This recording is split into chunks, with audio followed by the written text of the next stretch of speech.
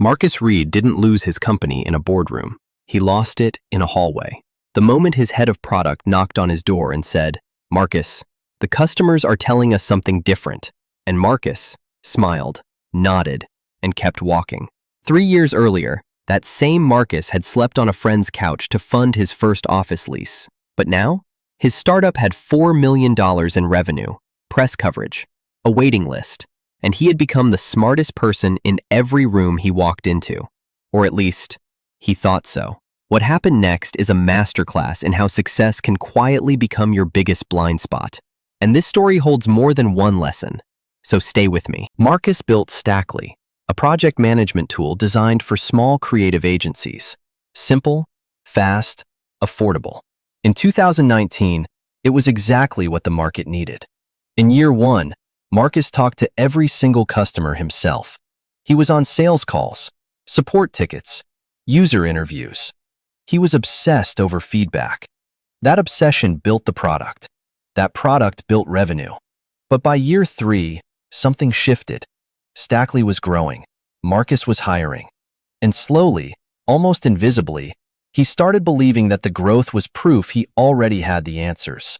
His product manager, Layla, flagged something in the weekly data. Users were churning at month 4. Not month 1, month 4. They loved the product initially, but something was breaking down. Layla had a theory. The market was shifting. Mid-sized companies were now signing up, not just small agencies. They needed different workflows, different permission levels, a different kind of onboarding. She brought it to Marcus. He said, "We built this for small teams. That's our identity. Don't let the noise distract us." Layla documented the feedback, brought it up again in Q3 planning. Marcus moved the conversation to next quarter, then moved it again. Meanwhile, quietly, without a press release, a competitor launched exactly the feature set Layla had described.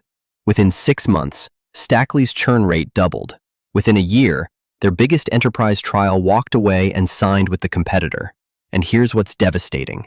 Marcus had the data the whole time. His team was telling him, his customers were showing him, but he had started to confuse his past success with future certainty. The moment a founder stops being curious, the business stops being competitive. Marcus eventually did rebuild, but it cost him 18 months, 2 senior hires who quit, and a down round that nearly ended the company. He told me later, "I thought feedback was for founders who didn't know what they were doing. I was wrong." Feedback is exactly what keeps you knowing what you're doing. Key lessons from this story. 1. Success is not a signal to stop listening. It's a signal to listen harder. The market keeps moving even when your metrics look good. 2. Your best intelligence comes from the people closest to your customer. Marcus had Layla. He just chose not to hear her. 3. Late churn is a product market fit warning. If customers leave at month 4, not month 1, they liked you enough to try. They left because reality didn't match promise. 4. Ego is expensive. Not the loud, arrogant kind. The quiet kind. The kind that looks like confidence, but has already stopped asking questions. 5. The best founders stay students. Revenue doesn't graduate you from learning. Every story in this series is a real pattern, a real mistake, a real cost that someone else already paid. You don't have to.